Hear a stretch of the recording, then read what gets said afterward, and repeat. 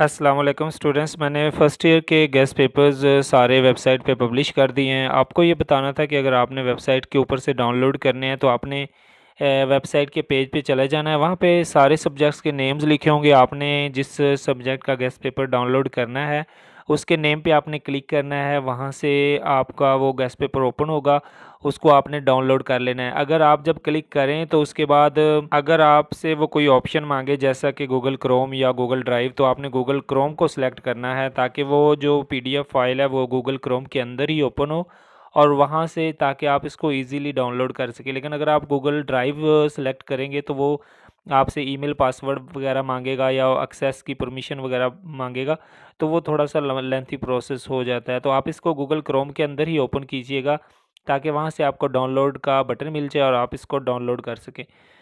तो स्टूडेंट्स, ये guest papers हैं, इनका मैं लिंक डिस्क्रिप्शन में दे देता हूँ, आप यहाँ से इनको डाउनलोड कर लें। मेरे चैनल को भी सब्सक्राइब कर लें और नेक्स्ट वीडियो तक के लिए अल्लाह हाफ़िज़।